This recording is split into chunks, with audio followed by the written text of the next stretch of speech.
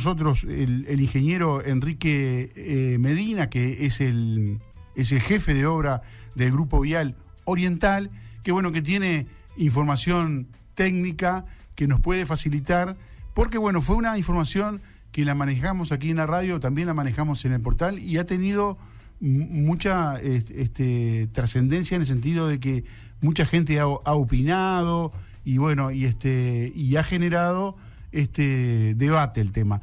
Pero bueno, para conocer de lo que estamos hablando y de qué obra se está realizando, tenemos en línea al ingeniero Medina, a quien le damos los muy buenos días. Elio García y Miguel Guaraglia le hablan. ¿Qué tal? ¿Cómo está? Bueno, buenos días y agradezco la oportunidad de que me permitan contarles un poco lo que estamos haciendo y poder difundir la obra con toda la región y en particular la ciudad de Carmelo, que es la principal beneficiaria de esto, ¿no? Bien, uno de los conceptos que usted en la carta que nos envió menciona es que las obras continúan, dice, desarrollándose a muy buen ritmo. ¿Esto qué quiere decir? ¿Que no se paralizó por un tiempo, como habíamos mencionado? ¿Cómo es el tema? ¿En qué se encuentra hoy la obra del Puente Nuevo?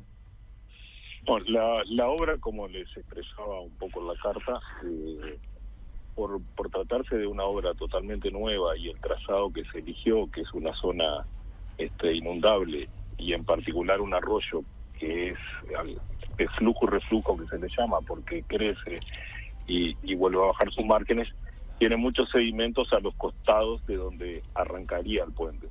Entonces, como procedimiento constructivo, acá se cambió una situación que se habían aplicado en otros puentes, por ejemplo en el puente de Santa Lucía sobre Ruta 11, y se exigió hacer el terraplén antes que los pilotes de fundación del acceso.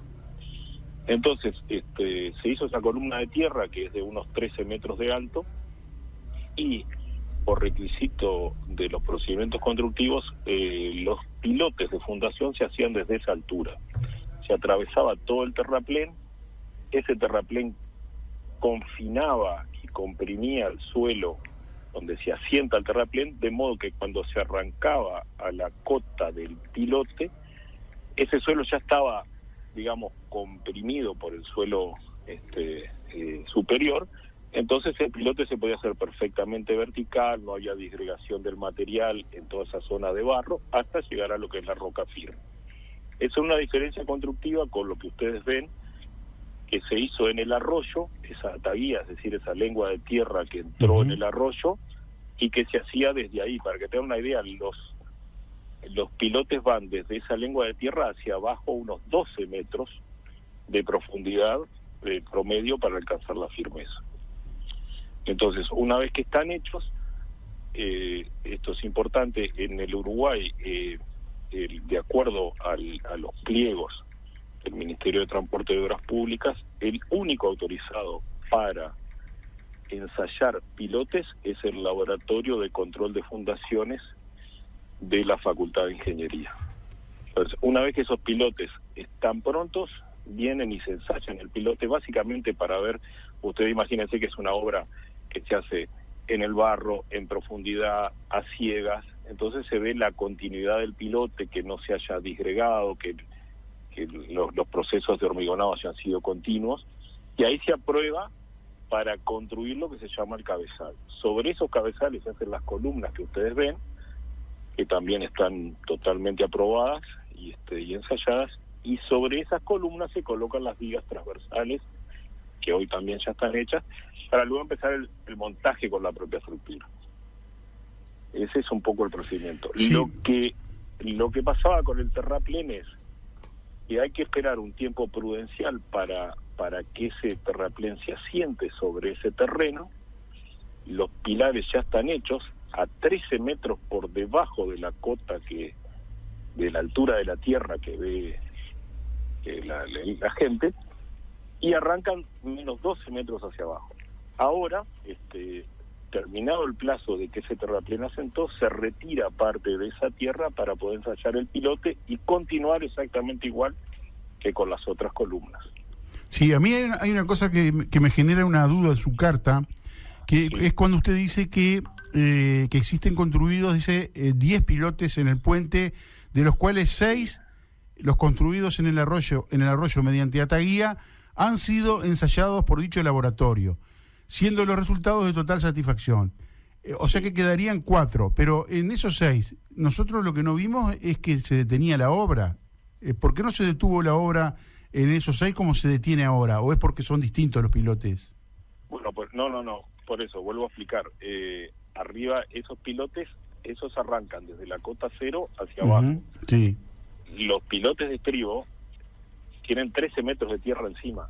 O sea, hay pilotes metidos dentro del terraplén, que son 4 pilotes.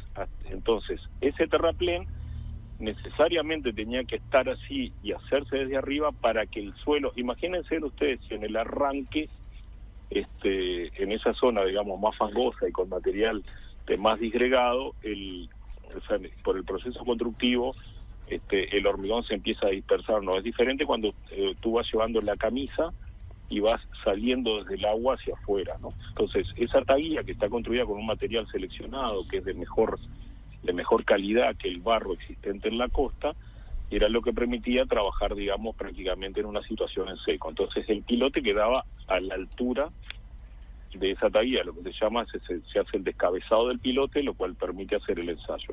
Y automáticamente se seguía con los procesos constructivos. En esto, para darle tiempo a consolidar al terraplén, se hicieron los pilotes de arriba. Hay un hueco, digamos, de unos 13 metros de tierra que no existe, y el pilote arranca por debajo de esa cota. Entonces ahora, una vez que consolidó el terraplén, se retira esa parte y se empieza a trabajar desde abajo hacia arriba. Esta parte además se retira por cuestiones de seguridad, para que se puedan trabajar los obreros mejor, y ahí se comienza a erigir lo que se llama el estribo del puente, que llega razonablemente a la misma cota de las columnas ya existentes. También se hace su pórtico correspondiente, y ahí empieza con con la colocación de las vigas prefabricadas que se están haciendo en Montevideo, que también les mandé unas fotos en el día de ayer. Sí.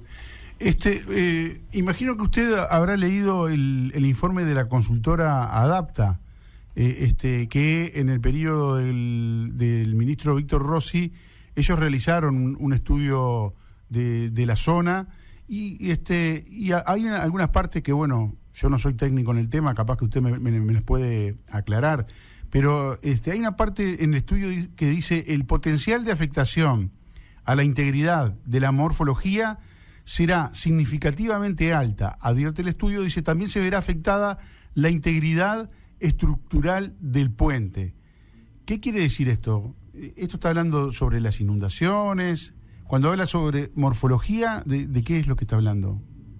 No, la morfología es digamos, la conformación de la cual está hecho el terreno circundante. Digamos, yo no soy un experto en el medio ambiente, pero sí he leído el informe de Adapta y capaz que lo puedo explicar de este modo. En cada estudio ambiental, previamente a una intervención determinada, lo que se hace es definir los impactos negativos que pueda tener dicha intervención sobre el medio, ¿no? Entonces, cada una hay intervenciones que puedan resultar y el cual produce un cambio. Por ejemplo, si tiene un impacto visual, eso es un cambio reversible, el puente va a estar y se va a cambiar. Puede haber algún impacto de cambiar la tipología por ejemplo, del flujo del arroyo en alguna zona de la parte de las fundaciones. Entonces, bueno, cada cosa tiene una tarea de mitigación que se hace para prever eso. Por ejemplo, el puente tiene toda una serie de vigas de fundación, recubrimientos, para que el flujo y el reflujo del arroyo no erosione la costa, no sedimente en el cauce, no lo evite inundar. Lo que sí lo que prevé el proyecto es eso, es precisamente que no se vea afectado por las condiciones previas a la construcción, el desarrollo del puente. Les pongo otro ejemplo. Hay, por ejemplo, protecciones a la parte de la estructura del puente en la zona de circulación para evitar socavaciones en la estructura del puente. En este caso en particular, todo lo que era la parte de suelos lo hace el doctor en ingeniería, que es el ingeniero Hoffman, Es un profesional uruguayo que ha trabajado en los últimos puentes más importantes del Uruguay con terraplenes de este tipo, ¿no? Y es un profesional destacado que digamos tiene parte de su tiempo en Europa y otra parte de su tiempo acá, y está bajo el control del Departamento de Estructuras del Ministerio de Transporte y Obras Públicas, que ha hecho obras muy emblemáticas, desde el famoso puente de Santa Lucía, que hasta el puente allá en Laguna Garzón, el puente circular, o sea, y no ha existido ningún inconveniente por ahora. Sí, sí, otra pregunta que le quería hacer es ese terraplén que es bastante importante, ¿no? En la altura usted hablaba de 13 metros, la parte más 13 alta. metros, sí, la Bien. cota del tablero son 13 metros. Bien, ¿cómo van a interactuar ambos territorios que ahora quedaron divididos por esa estructura? Porque también había un debate, y un debate más bien, yo le llamaría un debate vecinal, ¿no? En cuanto a que eso podría actuar como una presa en las inundaciones y podría trasladar la inundación a un costado, a otro costado de la ciudad.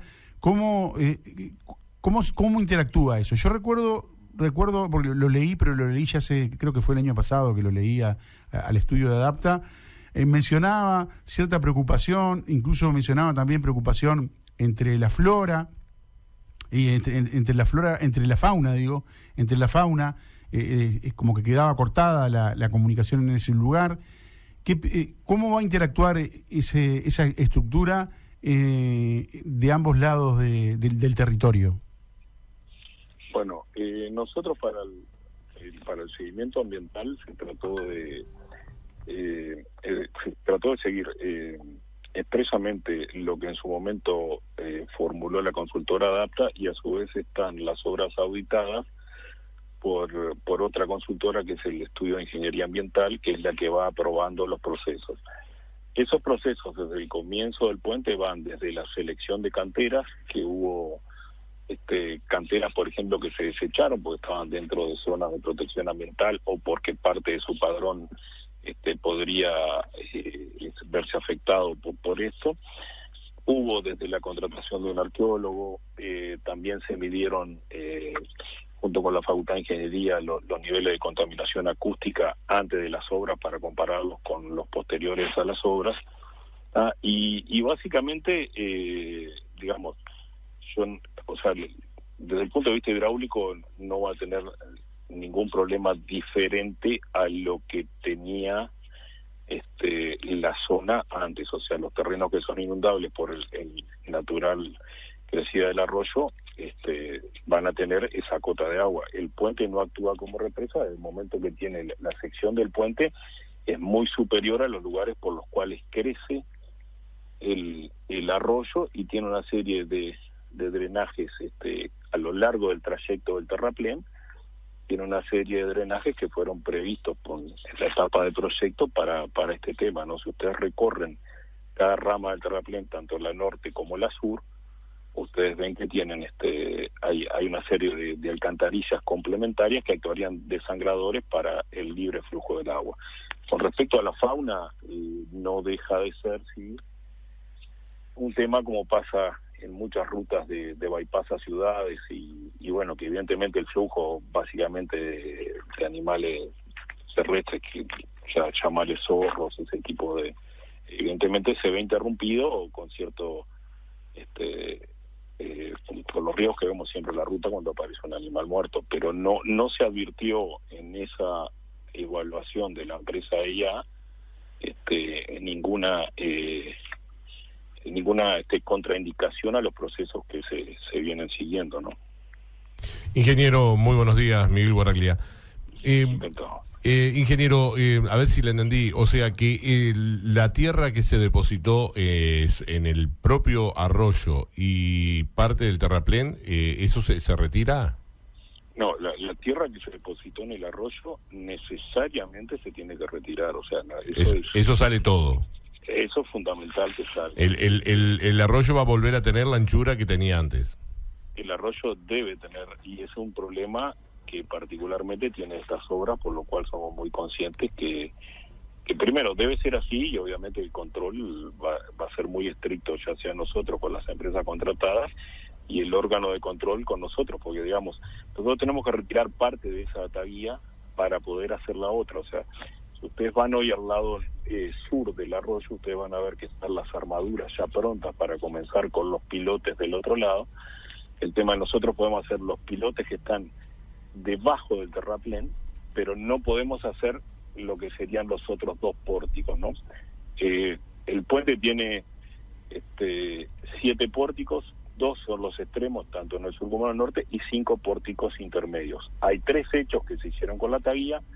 Esa taguía luego se va a cortar para que pueda circular el agua entre medio y pueda seguir siendo cauce el arroyo por la gente que pasa por ahí, para poder trabajar del otro lado. Y luego sí se debe retirar todo. Hay perfil del lecho del río previamente a esto, que se llama la batimetría del río, ¿no?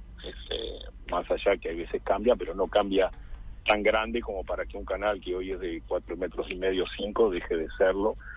Bueno, y razonablemente tiene que quedar en las mismas condiciones previas a la intervención, ¿no? O sea, lo único que tendría que haber que intercedan son los pórticos en el medio, nada más, pero eso sí, para eso hay equipos que en las características, ingeniero, las características de este puente, dada la altura y la separación entre pilotes y pilotes, ¿qué tipo de embarcación va a permitir pasar libremente aguas arriba? Bueno, para que tengan una idea, la cota del pelo de agua es de 2 metros, más o menos. El arroyo en situación normal está a una cota 2. O sea, la taguía hoy, la que ustedes ven ahí, el nivel de la tosca está ahí entre 2,30 y... Pero el arroyo siempre se mueve entre 1,50 y 2. Después vienen los lugares, digamos, que dependen de los fenómenos estacionales. Y la cota inferior de tablero, eso anda en los 12,50 metros. Es decir, que hay una franquía que le llaman, es la altura libre entre el pelo de agua y el tablero de unos 10 metros. Eso permite, pasar barcos de determinada eslora de esa altura y, también evidentemente embarcaciones de vela que tengan esa altura, ¿no? Bien. Por ejemplo, cruceros, por ejemplo, cruceros que habitualmente puedan venir aquí a la zona, eso pueden pasar. Sí, va a estar de la mano del calado y el calado razonablemente del canal debería seguir siendo -5, digamos, con respecto, o sea, tendría una altura libre de navegación del orden de 6 metros, por decirte algo, ¿no? Necesariamente debería ser así. Yo no participé en el proceso del proyecto, esto es una licitación que arranca en el 2016, pero sí tengo entendido que hubo previamente hubo un relevamiento para embarcaciones, se consultó con las fuerzas vivas. Digo esto porque me acuerdo de la anécdota de un velero en particular que tenía el velamen muy alto y que había sido todo uno de los temas. Bueno, en realidad el puente tiene una cota importante, ¿no?, para lo que son la actividad turística y de la ciudad. Sí. No, en algún momento fue también, pero no sé a esta altura, la explotación de piedras también, ¿no? Pero bueno, eso se habrá tenido en cuenta cuál es la realidad también hoy de esa industria. Ingeniero, acá, más allá de la preocupación de que la obra continúe, etcétera, bajo los carriles normales, las empresas que estaban tercerizadas, ¿siguen contratadas o por esta situación se terminó el contrato? ¿Cómo?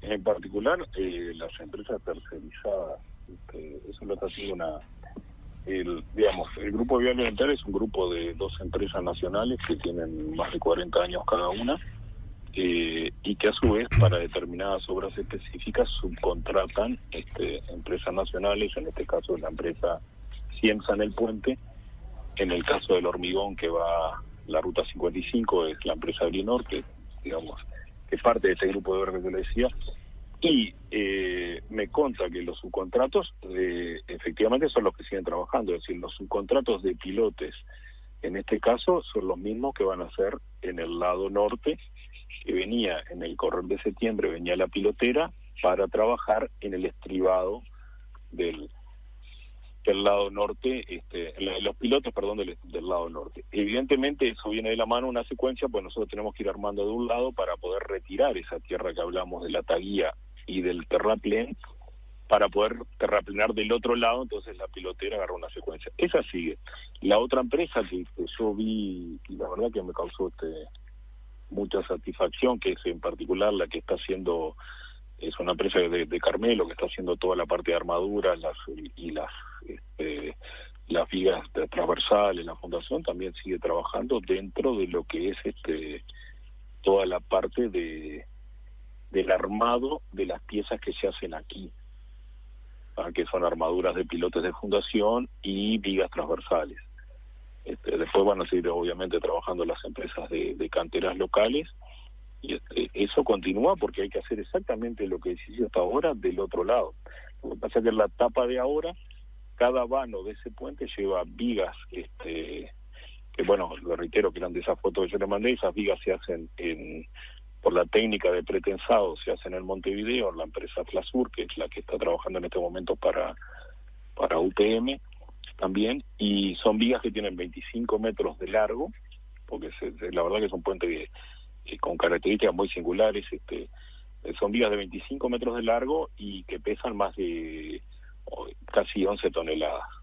Entonces, esas se están haciendo, y las primeras van a empezar a llegar a partir de la semana que viene al sitio para empezar a copiarse, para después proceder al montaje, ¿no?, de esas vigas. Y luego vienen las losetas, y después, bueno, hay todo un trabajo encima a medida que se empieza a armar ese mecano, digamos. En tiempo normal, sin ningún tipo de inconveniente, ¿cuánto se estima que pueda estar finalizada la obra, ingeniero? Bueno, la obra hay plazo hasta julio del año que viene, o sea, yo pienso que se va... Un año más o menos. Exacto, un año. Sí. Bien. Ingeniero, muy amable. Bueno, no, al contrario, y a las órdenes para esta obra o para la que quieran, y encantado de poder evacuar cualquier duda que tenga. Muy amable, que tenga muy buena jornada, ingeniero. Que pase muy bien. Bueno, gracias. Ingeniero Enrique Medina, jefe de obra del Grupo Vial Oriental, bueno, explicando el tema del nuevo puente de Carmelo.